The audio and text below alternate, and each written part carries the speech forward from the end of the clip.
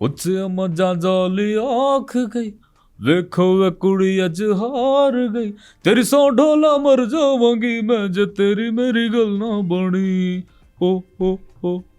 अब आपको सवाल होगा कि डॉलर हमारे यहाँ पे ऊंचा है।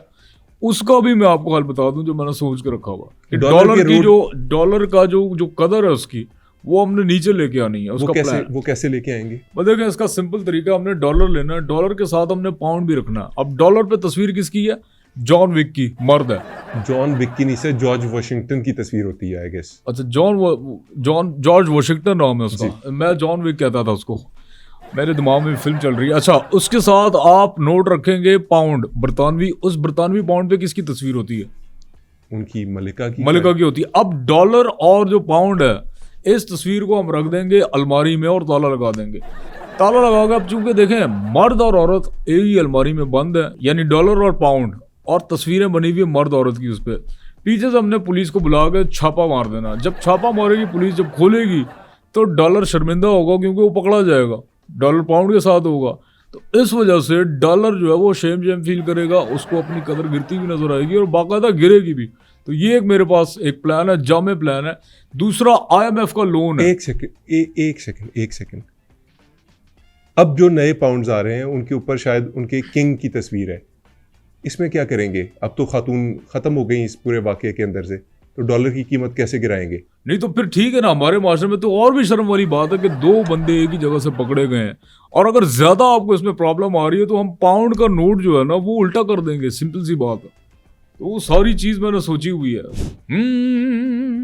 बेबी की ये शार्क, बेबी की ये शार्क, ये है बेबी की शार्क, ये है बेबी की शार्क। अस्सलाम वालेकुम नाजरीन, आप देख रहे हैं बैठक गर्दी। मैं हूं आपका मेज़बान मोहम्मद अली खान। नाजरीन, हमारे मुल्क पाकिस्तान में सियासी जमातें बनती और ख़त्म होती रहती हैं। बहुत सी पार्टियां ऐसी हैं जो बन जाती हैं मगर फिर बैन कर दी जाती हैं। मगर कुछ पार्टियां ऐसी हैं जिन्होंने अभी अभी सर उठाया है और वो बड़े बड़े ख्वाब देख रही हैं और दिखा रही हैं। ऐसी एक पार्टी पाकिस्तान बराबरी पार्टी है। इस नई जमात का दावा ये है कि ये गरीबों को वो हकूक़ देगी जो गरीबों ने कभी सोचे भी ना थे। हमारे साथ मौजूद हैं पाकिस्तान बराबरी पार्टी के चेयरमैन जनाब जवाद अहमद साहब। वेलकम टू बैठक गर्दी। जवाद भाई, कैसे हैं आप? मैं तो बिल्कुल ठीक हूँ, लेकिन ये आपने जो अभी तारुफ करवाया शुरू में कि नई जमात, तो भाई पहले मुझे यहाँ बुलाने से पहले ना आपको रिसर्च कर लेनी चाहिए थी। आप रिसर्च कर लेते मुझे बुलाने से पहले, क्योंकि शक्ल से आप मुझे बिल्कुल सुस्त और कायल इंसान लग रहे हैं। आपने रिसर्च क्या करनी थी? आपने बस मुंह उठाया और कह दिया नई जमात। मेरे भाई 2017 में मेरी जमात बनी है, ठीक है, और अगर 2017 से आप लगाएं 8 साल हो गए। 8 साल में मोहम्मद अली खान साहब एक बाहया मुर्गी औसतन यानी कि एक मोहतात अंदाजे के मुताबिक 2880 अंडे दे देती है। आप कह रहे हैं मेरी जमात जो है वो नई है। आप लोग क्यों भूल जाते हो यार कि सबसे पहले मैं एक सिंगर हूँ? पहले रिसर्च कर लिया करें, फिर उस पर बात किया करें। सिंगर हूँ, बाहया मुर्गी, 2885 अंडे। और भाई अभी शो स्टार्ट भी नहीं हुआ, आप कहाँ से कहाँ पहुँच गए? मुझे ना आपकी बातें कुछ भी समझ नहीं आ रही हैं। आपने पार्टी क्या चलानी है भाई? यार देखें, इस हवाले से ना आप बदकिस्मत कौम है। देखिए आपका मुझे नहीं पता कि क्या आप लोगों का ना कोई एक सिमत नहीं है। मैं सिमत देने आया हूँ। आप मेरे ख्याल से महरूम रहना चाहते हैं बड़े लीडर से। आपको कोई माउजी तंग नहीं चाहिए मेरी शक्ल में, आपको कोई नेल्सन मंडेला नहीं चाहिए, आपको कोई कार्ल मार्क्स नहीं चाहिए, आपको कोई इब्राहिम लिंकन नहीं चाहिए। जब आप लोग मुझे मिस कर देंगे ना, फिर मैं आपसे पूछूंगा, फिर आएगी याद मेरी आपको। आसमान रहे ज़मीन। एक सेकंड जवाद भाई, बातें कर रहे हैं आप पाकिस्तान के ऊपर हुक्मरानी करने की, और मिसालें हैं आपकी सारी इंटरनेशनल। आपके पास कोई पाकिस्तानी मिसाल नहीं थी? देखो मोहम्मद अली खान, मेरा गेम ना थोड़ा सा बड़ा है। मैं बिगर पर्सपेक्टिव से देख के ना चीज़ों को लेके चलो। पाकिस्तान की जहाँ तक हुक्मरानी की बात है तो भाई पाकिस्तान में मेरी हुक्मरानी आप 100 में से परसेंटेज निकाल लें, पाकिस्तान में 5% मेरी जो है वो हुक्मरानी होगी। मतलब 5% पूरे पाकिस्तान में काउंट होगी। वो असल जो मेरा मकसद है ना वो है आपका जो ये बड़े दिमाग है ना, बड़े ख़ानदान, 7 बड़े ख़ानदान है, रॉथस्चाइल्ड और इंक्लूडिंग और जो भी हैं, इनकी मोनोपोली को तोड़ना है। और मैं सही बताऊं कि इतना बड़ा गेम मैं अपने दिमाग में बना के बैठा हूँ। ये न्यू वर्ल्ड ऑर्डर इंशाल्लाह आप देखना, आपका भाई आपको देगा बना के। और उस हवाले से करेंसी के हवाले से भी मेरी जो है वो बात चल रही है। शालमी में आशी प्रिंटर है, उनके साथ मेरी करेंसी की बात चल रही है। तो एक नुक्ता है जहाँ पे बार्गेन करते हुए ना थोड़ा इख्तलाफ पैदा हो रहा है। आशी प्रिंटर से आप क्या करेंसी छपवा रहे हैं? हाँ, करेंसी छपवा रहा हूँ, क्योंकि न्यू वर्ल्ड ऑर्डर जब मैं करूँगा जाहिर सी बात है मेरी ही तस्वीर वाला नोट चलेगा। प्रॉब्लम क्या आ रहा है इसमें? प्रॉब्लम ये हो रहा है कि आशी प्रिंटर वाले कह रहे हैं कि जवाब भाई ठीक है हम करेंसी आपको बना देंगे, लेकिन 1 रुपए का हम आपसे 2 रुपया चार्ज करेंगे। यहाँ प्रॉब्लम है, बाकी कोई प्रॉब्लम नहीं है। मकसद क्या है इस सारी बात करने का? यार क्या अजीब चोमू आदमी हो यार, तुम्हारा क्या IQ लेवल है? तुमसे अच्छा IQ लेवल तो एक रिक्शे वाले का होता है। मैं आपको ये बता रहा हूँ, मकसद सिर्फ एक है कि ये जो 7 दिमाग है ना बड़े, जो दुनिया पे हुक्मरानी कर रहे हैं, रॉथस्चाइल्ड और ये वो सारे इंक्लूडिंग जितने भी हैं, मेरा मकसद ये है कि यार प्राइम फोकस इनकी या तो मैं मोनोपोली हमेशा हमेशा के लिए तोड़ दूं। वाह, बड़ी बात कर रहे हैं आप, बड़ी बात कर रहे हैं। हाँ, या मैं फिर इनके साथ शामिल हो जाऊंगा। क्योंकि देखें 2 रास्तों में से मुझे एक रास्ता लाजमी चुनना पड़ेगा। देखें इससे पहले वो लोग मुझे चुन ले, मैं उन लोगों को चुन लूंगा। आपने एक दावा किया था कुछ दिन पहले, आपने कहा था अगर आपकी पार्टी हुक्मरानी में आ गई तो आप गरीब की तनख्वाह 4 लाख रुपए कर देंगे। ये कैसे मुमकिन है? यार देखें, आपके मुल्क में जितने भी हुक्मरान आए हैं बुलंद बाग दावे किए उन्होंने, आप उनका जो है वो दावा जो कि सेलेबल होता है वो बिक जाता है। मैंने सोचा यार चलो मैं ज़रा 400 गुना बढ़ के एक दावा दे दूं। गो के चीज़ ना प्रैक्टिकल बिल्कुल है, नॉन प्रैक्टिकल नहीं है। और इसके लिए मैंने बड़ा सोच के रखा है। फी बंदा भी अगर हम लोग कमेटी डाल लें, अगर 100 रुपया भी देता है फी बंदा, तो मुल्क की आबादी देख लो उस हिसाब से फी बंदे मजदूर के जो है वो घर में तनख्वाह जाएगी, वो मैं दूंगा। लेकिन एक प्रॉब्लम आएगा जो उसको फेस करना पड़ेगा आम आदमी को। कैसा प्रॉब्लम? अगर मैं 4 लाख दे रहा हूँ ना तनख्वाह, तो 3.5 लाख रुपया टैक्स में कट जाएगा। वो क्योंकि पता आपको, जब तक मेरी गवर्नमेंट आनी, हमने सारी फिजिबिलिटी तैयार करनी है, जब प्रैक्टिकल आप जब होंगे गवर्नमेंट आने के बाद, तो तब तक मेरे ख्याल से महंगाई जो है बामे उरूज पे होगी, तो इस तरह गुजारा करना मुश्किल होगा। तो सारी चीज़ों को देख के मैं चल रहा हूँ और मैं अपने हिसाब से अपने माइंड में बिल्कुल क्लियर हूँ। और जो 100 रुपया कमेटी पूरे मुल्क के लोगों ने डाली थी, उनकी कमेटियाँ निकलेंगी कभी? कमेटियाँ डालते ही निकलने के लिए है ना, कमेटी डाली है निकल जाए, मतलब कमेटी डाल कर निकल जाए। यार आप अजीब बात करें भाई, आप जब कमेटी डालेंगे तो निकलेगी, जाहिर सी बात है। जो कमेटी में शामिल होगा उसकी कमेटी निकलेगी, और मैं उसका चेक एंड बैलेंस खुद देखूंगा, अपने सुपरविजन में होगी सारी चीज़ें। तो एक अच्छा मैनिफेस्टो, अच्छा मंशूर लेके मैं चलाऊँ। और मंशूर मेरा कोई इतना आसान भी नहीं है। मैंने पहले मंशूर बनाया था तो वो 1 सफ़े का था, तो बड़ा छोटा था। मैंने कहा यार ये तो लोग बोलेंगे इतना छोटा मंशूर है, ये तो पावर ही पार्टी में छोटी सी पार्टी है।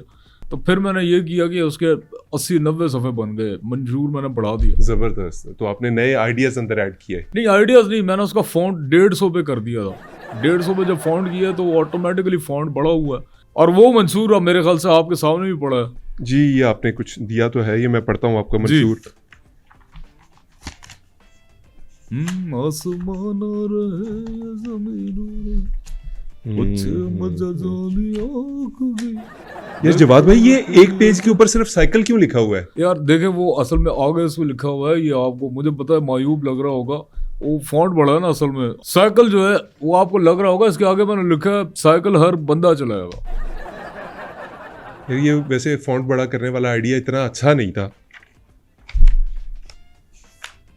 मतलब मुल्क के कम से कम कोई 2-3 लाख रुपए तो आपके मंशूर के इस कॉपी के ऊपर लग गए हैं। नहीं, मामला तो देखे ना, एक जमात के फंड्स भी हैं और खर्चे भी हैं, अखराजात हैं। अब इलेक्शंस आएंगे, उसके अंदर भी सारी चीज़ें करनी पड़ेंगी, तो आउट ऑफ द बॉक्स जाके वो चीज़ें मुझे करनी पड़ रही हैं। अच्छा, मंशूर की बात हुई है तो फिर मंशूर पे बात कर लेते हैं। मुल्क के अंदर एक तनकीद होती है कि हुकूमतें जो हैं वो इम्पोर्ट एक्सपोर्ट्स को कंट्रोल नहीं कर पाती। क्या तरीक़ाकार आप वज़ा करेंगे जिससे इंपोर्ट और एक्सपोर्ट का जो फ़र्क है उसको कंट्रोल किया जा सके? देखिए, इसके लिए मेरे पास एक जामे प्लान है। जामे प्लान वो इस तरह है कि यार हमने एक बनाया हुआ है कि आपके मुल्क में जो चीज़ बनेगी ना वो फेक हो।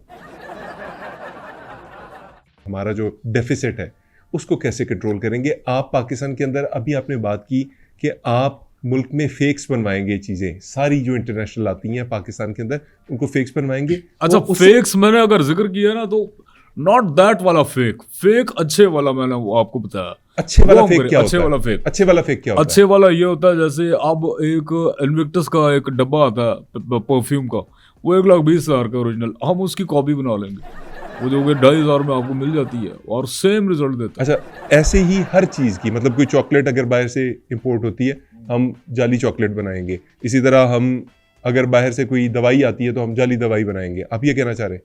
देखें ये सारी बातें आपका सवाल अपनी जगह ठीक है। देखें इतनी फेक्स की जब बहुतात होगी ना, तो इतने ब्रांड्स के ऑप्शंस लोगों के पास आ जाएंगे, वो जो ओरिजिनल ब्रांड्स है ना वो उससे हट जाएंगे, वो सारी यही चीज़ें खरीदेंगे क्योंकि वो कंफर्टेबल होंगे इस चीज़ में और वो आदी हो जाएंगे इस चीज़ को।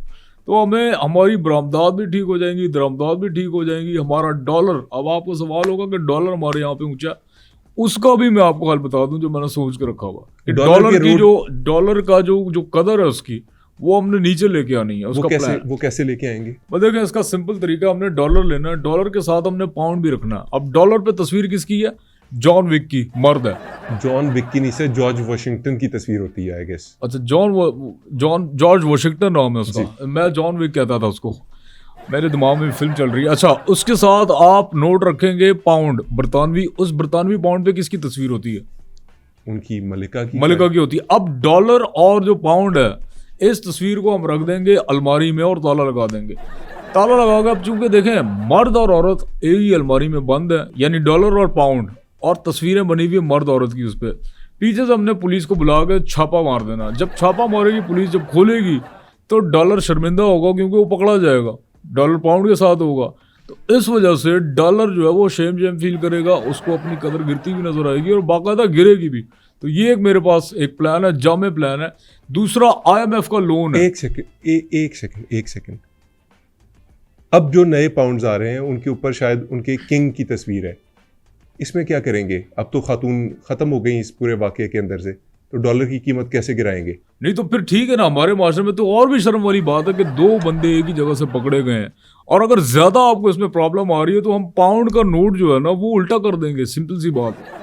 वो सारी चीज मैंने सोची हुई है। जवाद भाई, अभी आपको ना टेस्ट कर लेता हूं मैं, ये जो आपने खारजा पॉलिसी बनाई हुई है ना, जो आपके ये सारे तरीक़ाकार है। नहीं, मैं सिंपल सी बात बताऊं, मैंने कोई दावे नहीं करने, मैंने बड़ी बड़ी बड़के नहीं मारनी, मैंने बड़ी बड़ी बातें नहीं करनी, मैंने करना प्रैक्टिकल। और मैं वैसे भी अपनी लाइफ में एक प्रैक्टिकल इंसान हूँ, और मुझे आई डोंट केयर कि कोई जमात मेरे बारे में क्या कहती है, कोई क्या कहता है। Let them speak, let them say about myself. Jawad भाई ये बताएं, IMF एक बहुत बड़ा शिकंजा है जिसने पाकिस्तान को जकड़ा हुआ है। हमारे बहुत से जो मसाइल हैं हम समझते हैं कि IMF की वजह से हैं। हमारी जो बिजली की कीमतें हैं, तेल की प्राइसेस हैं, और भी बहुत सी चीज़ें, वो IMF कंट्रोल करता है। सारा उसके साथ लिंक्ड है ना। उसे कैसे आप जान छुड़ाएंगे? हमें अगर पैसे चाहिए और IMF से भी बचना है तो क्या करेंगे? अच्छा, आप आइडिया सुन ले। देखिए ये आइडिया मैंने अपने लिए रखा था लेकिन चूंकि अब मैं देखें गवर्नमेंट को मुश्किलात तो हैं, मैं उसके लिए हल मैं दे रहा हूँ। अब इससे आप अंदाज़ा लगा रहे हैं मेरे दिल में कितनी एक पाकिस्तान की तरक्की के लिए एक मुहब्बे वतनी है। बेशक। तो मैं ये आइडिया दे रहा हूँ, आपने IMF में 2 लोग भेजने। 2 लोग? हाँ, वो जो लोन देती हैं, जो खातून है IMF वाली, I don't know her name, पता नहीं वो रिसेप्शन पे होती है क्या होती है, वही देती है पैसे पूसे। आप उसके पास जो है 2 बंदे भेजेंगे पाकिस्तान से। अच्छा, मेन टॉकर जो होगा ना उसको आपने जाके भेजना है, वो उसकी साथ उसके ही होगा। वहाँ जाके आप दोनों कुर्सी पे बैठ जाएं, ठीक है। वो IMF वाली आएगी, वो आपसे पूछेगी जी किस सिलसिले में हाजिर हुए हैं। आप कहेंगे जी आपको पता है हालात ख़राब है, महंगाई हो गई है, बिजली के मसले हैं। ये जो मेन टॉकर है हमारी तरफ से, एक बंदा जो ज्यादा बोलने वाला है, ये वो बोल रहा है, ये वही बोल रहा है उसको और कन्विंस करने की कोशिश कर रहा है। अच्छा, जैसे तैसे करके ये जो मेन टॉकर है ना, ये कहानियां डालेगा जैसे यार लाइट कट गई, सेनेट में बुरे हाल है, हमारे रोड टूट गए हैं, तेल इम्पोर्ट नहीं कर पा रहे, इस तरह बातें करके वो कन्विंस उसको कर लेगा। पैसे मांगेगा कितने? और वो मैं बताता हूँ, वो पैसे मांगेगा, आगे से वो पूछेगी आप चुकाएंगे कैसे पैसे। अच्छा, ये वाला जो बंदा ना, ये से पूछेगा बीच बीच में कि यार टाइम क्या हो रहा है, ये मामला तय होगा। ये दूसरा बंदा जो है ये किससे टाइम पूछेगा? मैनेजर से? ये इस बंदे से पूछेगा क्योंकि ये 2 साथ गए ना। अच्छा, ठीक है। अच्छा, ये कहानी आपको यहाँ तक समझ आ गई। अब क्या होगा, बीच में इसको आ जाएगा बेगम का फोन, ये फोन लेने आएगा। वो लोन जब तक पैसे लेने गई होगी औरत, ये वाला बंदा फोन सुन के आएगा, वो ब्रीफ केस लाएगी। ये बंदा जो है ना जो साथ गया हुआ है, मेन गेम इसका, अब ये ब्रीफ केस उठा के चुपके से निकल जाएगा। ये बंदा फ़ोन करके वापस आए और बोले जी मेरा पैसा ब्रीफ केस लोन मेरा 1 ट्रिलियन आपने मांगा होगा, तो उस औरत की आंखें फटी की फटी रह जाएंगी, यार अभी तो आपको दिया है, वो आपके साथ जो बंदा आया था। तो ये वाला बंदा बोलेगा यार कितने गलीज लोग हो तुम लोग, 2 नंबरिया कर रहे हो, वो तो मेरे साथ ही नहीं था, वो तो सिर्फ टाइम पूछ रहा था। तो आप लोन मुझे दें, ठीक है, या आप ज्यादती करेंगे, वो मैं नहीं जानता आपने किसको दिया है, लेकिन मेरे साथ वो बंदा नहीं था। वो औरत अपना पिटती रहेगी, वो मजबूरन फिर आपको 1 ट्रिलियन आपको दे देगी। यहाँ से आप आगे जब पैसा आपके पास आ जाए तो आप वर्ल्ड बैंक का या IMF का जो भी है, तो IMF को शक भी होगा कि यार ये आप लोन वापस कैसे कर रहे हो। तो आप कहते ना यार हमने कमेटी डाली हुई थी, ये उसके पैसे हैं जो हम आपको उतार रहे हैं। तो ये एक आसान सा हल मेरे मेरे मेरे जामा प्लान मेरे दिमाग में था। IMF से आप इस तरह जो है वो जान छुड़ा सकते हैं।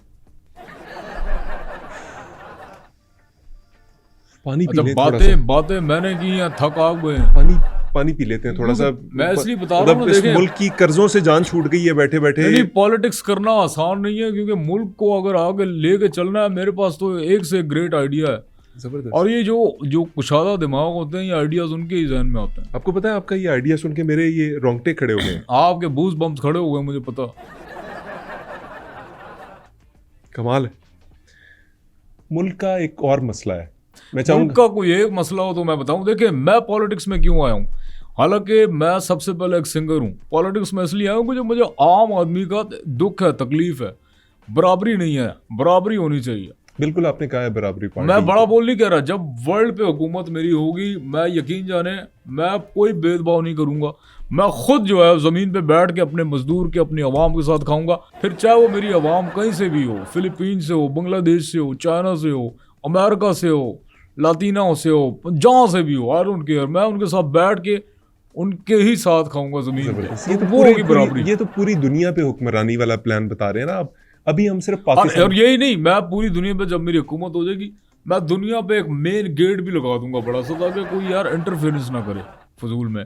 इंटरफेरेंस इन द सेंस के यार जैसे एलियंस भी एग्जिस्ट करते हैं, उन्होंने भी कभी ना कभी आना, क्योंकि ऊपर से देख के बोलेंगे आवाज़ जवाद की हुकूमत आ गई है, आप कुछ करते हैं। तो इस चीज़ को ब्रेक करने, इस चीज़ को रोकने के लिए मुझे ये मेन गेट लगाना पड़ेगा।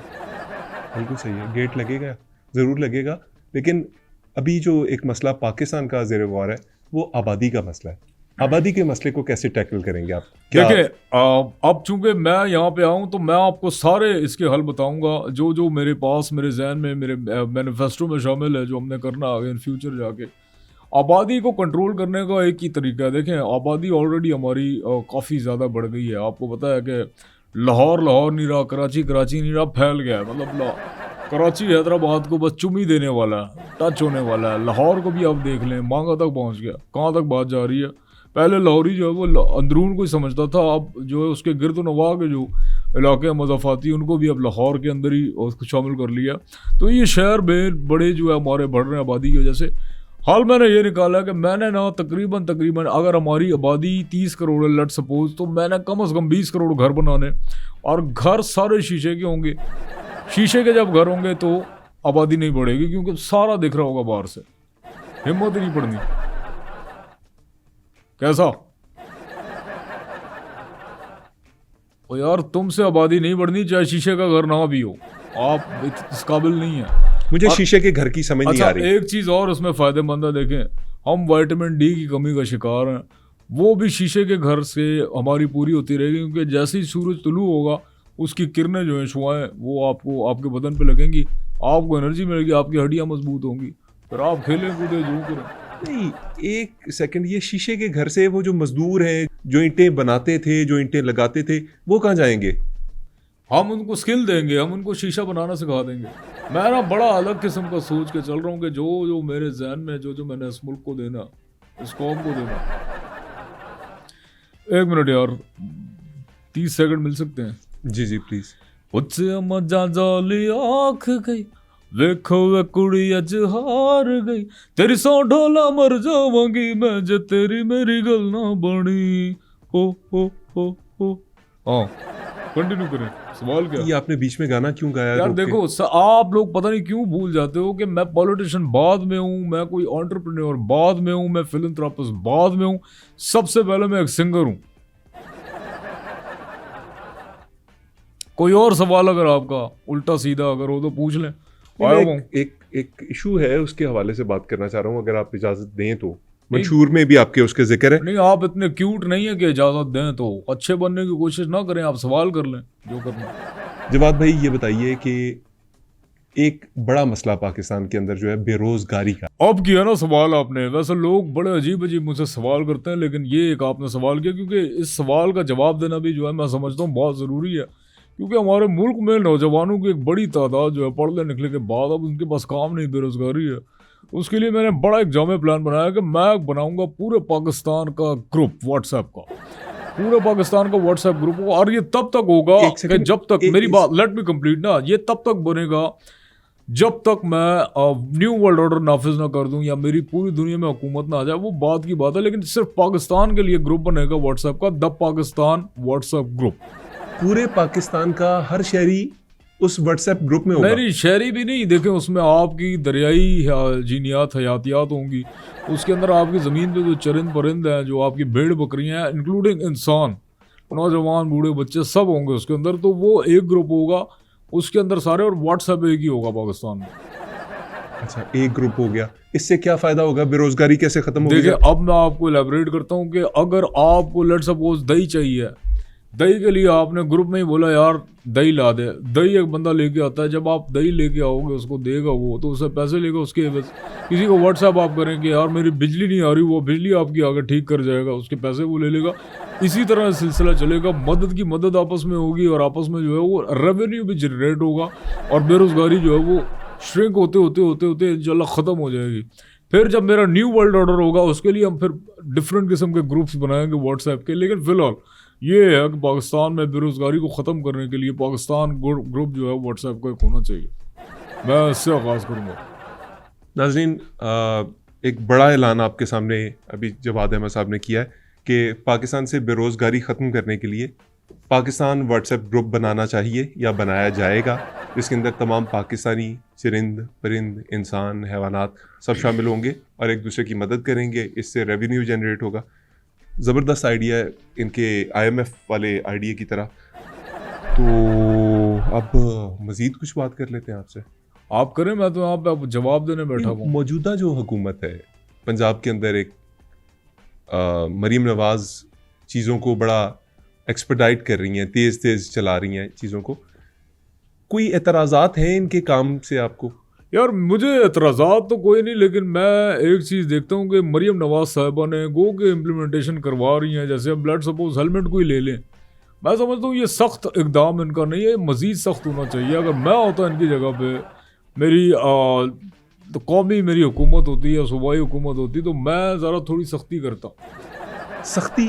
इससे ज़्यादा क्या सख्ती मुमकिन है? इतने बड़े बड़े चालान हो रहे हैं मोटरसाइकिल सवारों के, क्या आप और क्या चाहते? देखिए ना, सिर्फ मोटरसाइकिल सवारों के हो रहे हैं ना, जो पैदल जा रहा है उसने अगर हेलमेट नहीं पहना उसको चालान किसने करना है? जवाद भाई, पैदल वाले को हेलमेट की क्या ज़रूरत है? यार पैदल वाले को भी तो सेफ्टी चाहिए ना। लेट सपोज आप रोड से जा रहे हो, हेलमेट आपने पहना नहीं, कोई परिंदा ऊपर आपके सर पे बीट कर गया, फिर कौन जिम्मेदार? आपका सर तो गंदा हो गया। दूसरी बात यह है कि देखिए, मैं अगर होता तो मैं तो यकीन जाने जो शादी वाला दिन होता है ना, दूल्हा दुल्हन बगैर हेलमेट के, वो उनका निकाह ही मैं बोलता नहीं, हेलमेट नहीं पहना फाइन है, दूध पिलाई रस्म जो है वो थाने में होगी। देखिए इसके फायदे ही हैं, नुकसान नहीं है। ये अगर मैं इम्प्लीमेंटेशन करवाऊंगा तो ये पब्लिक के इंटरेस्ट की बात, कि आपने किसी का कर्जा देना हो, आप हेलमेट पहन के उसके सामने 1.5-2 घंटे घूमे, किसी का बाप नहीं पकड़ सकता। ऐसा कुत्ता आइडिया। दूसरा फायदा इसका ये, पब्लिक लैटरीन जब आप यूज़ करते हैं तो आपने हेलमेट पहना होगा, आप हेलमेट पहन के जाएंगे, हेलमेट पहन के निकलेंगे, किसी को पता ही नहीं होना कौन गया कौन आया। आपसे पैसे मांगे, बोलो यार मैं तो ही नहीं, तो आप इस तरह बच सकते हैं। अच्छा, फिर एक फ़ायदा गंजों को भी होगा कि जिनके सर पे बिल्कुल बाल नहीं, फारिकुल बाल अगर हों, वो हेलमेट पहनेंगे, किसी को पता ही नहीं लगना यार ये गंजा है या बाल है। इस वजह से आपकी बचत भी हो जाएगी। तो हेलमेट के लातादाद जो है वो फ़ायदे हैं, मुफीद है। जवाद भाई, मैं देखता हूँ कि रक्षों के पीछे आपकी तस्वीरें आवेज़ा होती हैं। आप उनके लिए बड़ी तारीफ़ भी करते हैं, उन्हें मज़दूर भी कहते हैं, उन्हें कहते हैं कि ये बड़े मेहनती लोग हैं। तो आपकी रक्षे वालों से इतनी जो उनसियत है, जब आप हुक्मरान बनेंगे इस मुल्क के, तो उसको किस तरह से कन्वर्ट करेंगे किसी फ़ायदे में उनके लिए? देखिए मैंने उनके लिए बहुत सोचा हुआ, क्योंकि रिक्शे वालों ने मेरा बड़ा साथ दिया, और मैं समझता हूँ कि हर रिक्शे वाला शख्स है, मिल्लत का सितारा, जिन्होंने मेरा साथ दिया और जो इतना आगे मेरे साथ चले। हमारी हुकूमत अगर बनती है मोहम्मद अली खान, मैं आपको पक्का लिख के दे के कह सकता हूँ कि उनकी लाइफ हम चेंज कर देंगे। क्योंकि मैंने रक्षास के लिए ना उनका सोचा हुआ है कि हमने ये रक्षा सारे कबाड़ में डाल देने।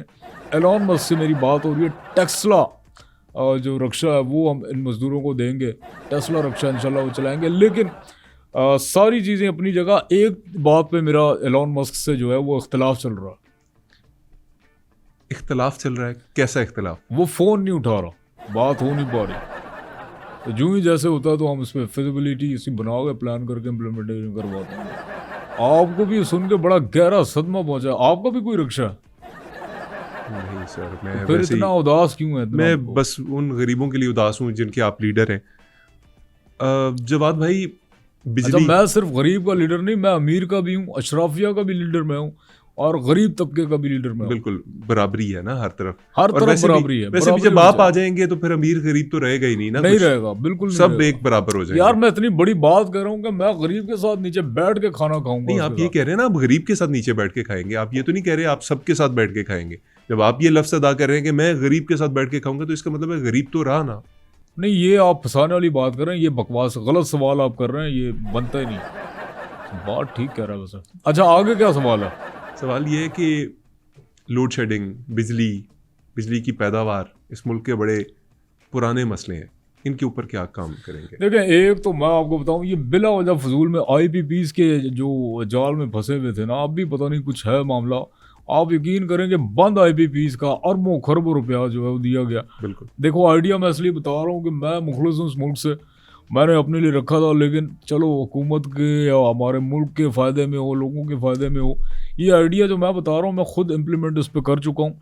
आइडिया इस मुल्क में अगर आप कोई चीज़ निकलती है ना, गवर्नमेंट उस पर काबिज हो जाती है। जैसे लेट्स सपोज आपके घर के ज़मीन से अगर सोना निकलता है, वो आपकी मलकियत नहीं है। तेल निकलेगा, आपकी नहीं है, वो हुकूमत की है। इसी तरह बिजली भी अगर निकल आई ना, तो वो हुकूमत आपसे ले लेगी। लेकिन मैंने जो कि छुपाई हुई है, मेरे खुद के 2 फ्रिज घर के उसी बिजली पे चल रहे हैं जो मैंने इन्वेंट करवाई है। सोलर नहीं, ईल आपके मुल्क में वाफर मिकदार में फजूल फारग घूम रही है। आप उससे जो है करंट लें और बैटरी में सेव करके चलाएं ना। आपको सोलर का मसला, ठंड भी आ गई, सर्दियां भी आ गई, सूरज नहीं होता, शमसी तवानाई की नीड नहीं है। ईल को आपने बस उसको तपाना है, उसके बाद उसने करंट छोड़ना है, टच करना है उसको, उसके बाद वो आपने करंट सेव करके आपने अपना। मैं 2 फ्रिज मैं बता रहा हूँ ना, अभी गर्मियाँ दोबारा आ जानी है तो रूम कूलर भी मैं सोच रहा हूँ उसी पे एक ऐड करके चलाऊँ। ईल मछली जो करंट जिसके जिस्म में होता है, शॉक जो देती है, हाँ, उसको तपाना कैसे है? यार देखिए, मुझे आपका नहीं पता, लेकिन मैं तो उसको गाना सुना देता हूँ, वो तप जाती है। अब आई डोंट नो क्यों तपती है, लेकिन फ़ायदा हो रहा है, बेफजूल बात नहीं हो रही ना, वो बिजली देती है मुझे। जवाद भाई, इस मुल्क के जो हुक्मरान हैं उनके प्रोटोकॉल्स ये बड़ा तंग करते हैं लोगों को। ये बताइए कि आप जब हुक्मरान बनेंगे तो आपकी जो काबीना होगी, आपके जो अशराफिया होंगे, आपके जो बड़े बड़े लोग होंगे जो मुख्तलिफ पोजीशंस पे बैठे होंगे, वो कैसे ट्रैवल करेंगे, क्या चलेगा? यार देखिए, सबके लिए ना मैंने बंद कर दिए हैं ये लैंड क्रूजरें, ये कॉन्वॉय और ये प्रोटोकॉल्स और फलाना ढमकाना, ये सब बंद हो जाएगा। मेरे काबीना में जो भी होगा वो रक्शे पे जाएगा, और रक्षा चूँकि खुला हुआ होगा, आपको सारी चीज़ ट्रांसपेरेंट नज़र आएगी कि यार देखो, अगर एक बड़ा मिनिस्टर भी जा रहा है तो वो लोगों को दिख रहा है, और इसमें एक अपनाइयत होगी। यार देखो यार, अवाम के साथ है एक मिनिस्टर, वो देखो किसी प्रोटोकॉल में आप बड़ी गाड़ी में नहीं जा रहा, तो ये फ़र्क होगा। रक्षा से आपको सारा नज़र आ जाएगा। कोई बाबा अगर सड़क क्रॉस कर रहा है, उसके लिए प्रोटोकॉल बाकायदा, रक्षा रुकेगा, वो गुजर जाए वहाँ से। तो इस तरह की चीज़ें मैं लेके आने वाला हूँ जो मेरे दिमाग में है, क्योंकि इम्प्लीमेंटेशन मैंने ही करानी और यही बराबरी है। अब देखें, जैसे होता था ना कि कोई मिनिस्टर या किसी मिनिस्टर की गाड़ी जो आम ओहदे पे होता होगा, तो वो जब गाड़ी टकराती है आम रक्शे से, तो वो उतर के चपेट मारता है रक्शे वाले को। यहाँ पे उलट होगा, कोई मिनिस्टर अगर रक्शे में अगर जा रहा है और आम शहरी अपनी गाड़ी में आया और रक्षा टकरा गया, उस शहरी ने निकल के मिनिस्टर को चपेड़े मारनी है। तो ये बराबरी, एक आम शहरी जो है वो अपने हुक्मरान से पूछ सकता है, उसका मुहासबा कर सकता है। और बड़ी बात नहीं कर रहा, देखें मेरा गिरबान भी हाजिर होगा। अगर मैं भी कोई चीज़ करता हूँ तो I am answerable to you. आप मुझसे पूछ सकते हैं, मैं हर चीज़ का आपको जवाब देना वो जायज़ समझता हूँ, और मेरा आपका हक है मुझसे पूछना। मतलब आपको इस्तिस्ना नहीं होगा? मुझे इस्तेस्ना बिल्कुल नहीं होगा, लेकिन एक चीज़ मुझे होगी जो कि बहुत इंपॉर्टेंट है, क्योंकि अगर वो एक चीज़ नहीं होगी तो मेरा फिर गवर्नमेंट को रन करने का कोई फ़ायदा नहीं होगा। वो क्या चीज़ है? मुस्तशना, ये मुझे चाहिए बस, ये मेरे पास हो, बाकी मुझे कुछ नहीं चाहिए। I don't need anything. ये क्या होता है? यार जो भी होता है बड़ा मुश्किल है, लेकिन यही है। जवाद भाई, डिजिटाइजेशन का दौर है, दुनिया एआई की तरफ जा रही है, सोशल प्लेटफॉर्म्स की तरफ जा रही है। बिल्कुल हाँ, तेजी आ गई, क्रिएटिविटी हो गई, जिद्दत आ गई है, हम बहुत आगे निकल चुके हैं, दुनिया आगे निकल चुकी है। आपके क्या प्लान्स हैं?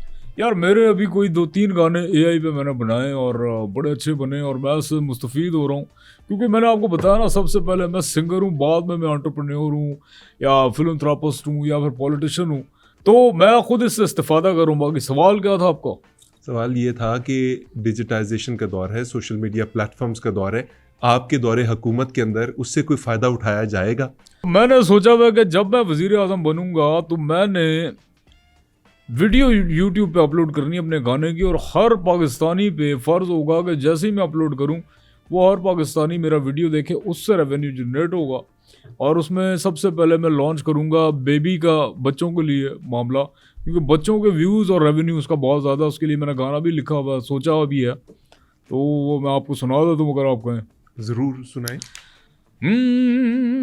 बेबी की ये शार्क, बेबी की ये शार्क, ये है बेबी की शार्क, ये है बेबी की शार्क।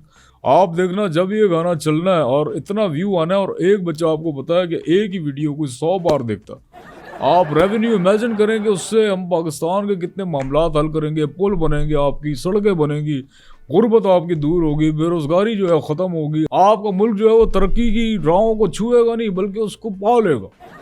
वो आप मेरा अब सिर्फ वेट करें, आप अपने भाई को सिर्फ आने दें, मैं करता क्या हूँ, मैंने तो बहुत कुछ सोच के रखा है। और पाकिस्तान मैंने आपको जैसे पहले भी बताया ना, पाकिस्तान तो 5% मेरा हुक्मरानी का जो है वो इरादा है, लेकिन गेम मेरा वही है कि मैंने जो ये 7 ख़ानदान हैं, बड़े दिमाग हैं दुनिया को चलाने वाले, इनकी मोनोपली का मैंने जो है वो बंदोबस्त करना। तो बिल्कुल बिल्कुल, क्योंकि आप बराबरी के अलंबरदार हैं, आप हर चीज़ में बराबरी चाहते हैं। नहीं, बराबरी बिल्कुल चाहिए, बराबरी बिल्कुल होनी चाहिए। और एक इंसान क्या चाहता है यार कि वो बराबर हो, बराबरी उसको मिले।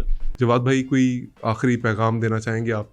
बस आखिरी पैगाम ये कि यार एक जमात अगर आपके लिए बात कर रही है, तो जो जमात आपके लिए लड़े, सड़कों पे आए, लाठी चार्ज खाए और मुसीबतें बर्दाश्त करे, सोबतें बर्दाश्त करे, तो जवाद भाई, सपोर्ट आपको करना। ये आपकी पार्टी ने कब किया? नहीं, अभी नहीं किया, इन फ्यूचर की मैं बात कर रहा हूँ। ये अगर मामला हम करते हैं तो आपको फर्ज ऐन बनता है कि आप हमें सपोर्ट करें। नाज़रीन, ये थे जवाद अहमद, जिन्होंने बराबरी पार्टी बनाई, लेकिन इनकी बातें बराबरी की नहीं हैं, बहुत ऊपर हैं, शायद इससे भी बहुत ऊपर। इनकी पार्टी को सपोर्ट करना चाहिए, नहीं करना चाहिए, इसके बारे में मैं आपको कुछ नहीं बता सकता, लेकिन मेरी आपसे रिक्वेस्ट है कि हमारे चैनल को सपोर्ट कीजिए, लाइक कीजिए वीडियोस को और चैनल को सब्सक्राइब कीजिए। मुझे और नकली जवाद अहमद साहब को दीजिए इजाज़त। अल्लाह निगहबान। अच्छा, अली खान एक नई कॉम्पोजिशन और भी बनाई हुई है मैंने, वो भी बच्चों के लिए। बच्चों में मेरा फोकस ज़्यादा, क्योंकि इनकी तादाद ज़्यादा है और वो गाने शौक से सुनते हैं। एक नई तर्ज मैंने बनाई है, वो आपको मैं सुना देता हूँ। Oh baa baa black sheep have you any wool, hi oh baa baa black sheep have you any wool, one for the master, one for the dam, one for the little boy who lives down the lane. Oh Baba black sheep, have you any wool? Hi. Oh Baba black sheep, have you any wool? I hope ये बहुत view लेके आएगा, और मैं इस पे आपको पक्की बात लिख के दे सकता हूँ, बच्चा बहुत सुनेगा, ये बहुत सुनेगा। जवाद भाई, आप ये गाना गाते हुए ऐसे क्यों करते हैं? यार ये सेल्फ डिफेंस होता है, क्योंकि कॉन्सर्ट्स मैंने बड़े किए, आपको पता है, वहाँ हर ज़हनियत का बंदा होता है, काफ़ी बार लड़ाई हुई, ये सेल्फ डिफेंस है। बहरहाल आपको बहुत शुक्रिया यार, मज़ा आया आपके साथ बात करके। और इलेक्शन चूँकि अब आएंगे नियर फ्यूचर, मैं चाहूँगा आप मुझे वोट दें। आपके वोट का मैं जो है वो मुस्तहिक तो नहीं, अगर देना चाहें आप दे देना। ये छोटी मोटी बातें करके मैं ज़रूर कह नहीं सकता। आपको अगर लगे कि यार इस मुल्क को एक लीडर अगर मिल रहा है या मिलने वाला है या चुन सकते हैं, तो आप इस पे गौर करना यार, ठीक है। चले, बहुत शुक्रिया, मैं चलता हूँ, मेरे पर स्पीच देनी है, जलसा भी जाना। बहुत शुक्रिया। ये सैया तेरी माँ है।